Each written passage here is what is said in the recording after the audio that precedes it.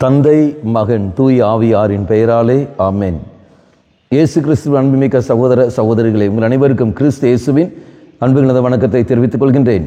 இன்று நற்செய்தி பாகமானது லூக்கா நற்செய்தி 9ஆம் அதிகாரம் 43 முதல் 45 வரையில திருவாக்கியங்கள். குறிப்பாக 44வது வாக்கியம், நான் சொல்வதை கேட்டு மனதில் வைத்துக் கொள்ளுங்கள், மானிட மகன் மக்களின் கையில் ஒப்புவிக்கப்படவிருக்கிறார் என்றார். அப்போ சொல்ற வார்த்தை, நான் சொல்வதை கேட்டு மனதில் வைத்துக் கொள்ளுங்கள்.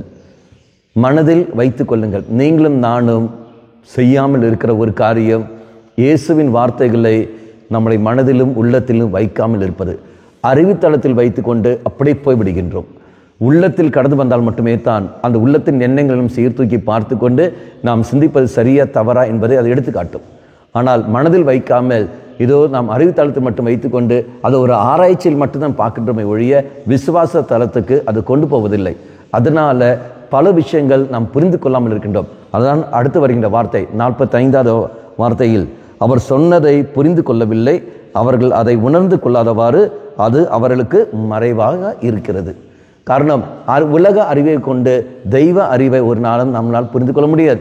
தெய்வத்துடைய அறிவை நாம் புரிந்து கொள்ள வேண்டும் என்றால் தூய ஆவியின் துணை எனக்கு தேவைப்படுகிறது. அப்போ அந்த ஆவியின் துணை எனக்கு வர வேண்டும் என்றால் இயேசுவின் வார்த்தைகளை எல்லாம் நான் உள்ளத்தில் பதிக்க வைக்க வேண்டும் ஒழிய அறிவுத்தளத்தில் மட்டுமே வைத்திருப்பதில் அல்ல.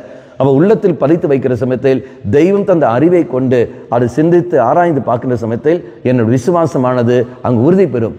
மாறாக அறிவுத்தளத்தை மட்டும் வைத்துக்கொண்டு உலகத்தை மையப்படுத்தி நான் வாழ்கிற சமயத்தில் ஒரு நாளும் என்னால் புரிந்து கொள்ள முடியாது. அப்போ இறை சன்னிதியில் மன்றாடுவோம், ஆண்டவரே, மனதில் இருப்பது கிருபை தந்திடலும். நமக்கு எல்லோருக்கும் தெரியும்,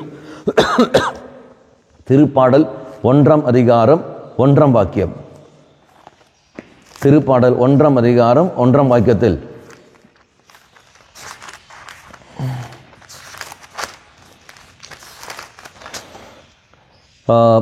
இரண்டாம் வாக்கியம், 1ஆம் வாக்கியம், பொல்லாரின் சொல்லின்படி நடவாதவர், பாவிகளின் தீய வழி நில்லாதவர், இகழ்வாரின் குழுவினில் அமராதவர், ஆனால் அவர் ஆண்டவரின் திருச்சட்டத்தில் மகிழ்ச்சிடுபவர், அவரது சட்டத்தை பற்றி இரவும் பகலும் சிந்தித்து கொண்டிருக்கின்றவர். அப்போ இரவும் பகலும் தெய்வத்துடைய வார்த்தைகள் பற்றி சிந்தித்துக் கொண்ட ஒரு மனிதன், அவனுடைய நிலை எப்படி இருக்கும் என்றால், அவன் நீரோடை ஓரம் நடப்பட்ட மரம் போல் என்றும் பருவ காலத்தில் கனி தந்து பசுமையாய் அவர் இருப்பார். அப்படி என்றால் நான் சிந்தித்து பார்க்கிற இறை வார்த்தையை மனதில் இருத்தி கொண்டு நான் சிந்தித்து அதை செயல்பாட்டில் கொண்டு வர சமயத்தில் இதோ என் விசுவாசத்தலம் எப்படி என்றும், இந்த உலகம் என்னுடைய அர்த்தம் என்பது என்ன, யார் இந்த உலகத்தை படைத்தது, எதற்காக தெய்வம் உலகத்தை படைத்தார், என்னுடைய லட்சியம் என்பது என்ன, நான் ஏன் இப்படி வாழ்கின்றேன், என் வாழ்க்கையுடைய அர்த்தம் என்பது என்ன, எல்லாமே எனக்கு அங்கு தெளிவாக புரியும். காரணம், ஆவியானவர் அங்கு செயல்படுகின்றார்.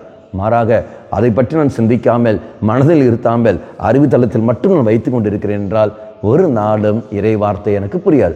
இறைசல் மன்றாடுவோம், ஆண்டவரே, தூய ஆவியால் என்னை நிரப்பியறலும், மனதில் இருத்துவதற்கு கிருபையை தந்துள்ளோம். அறிவிக்கின்ற வார்த்தைகள், கேட்கின்ற வார்த்தைகள், படிக்கின்ற வார்த்தைகள் என் உள்ளத்தில் இருத்தி அதுக்கேற்றபடி நான் செயல்பட எனக்கு சக்தியை தாரும்படி சொல்லிக்கொண்டு தாகத்தோடு மன்றாடுவோம்.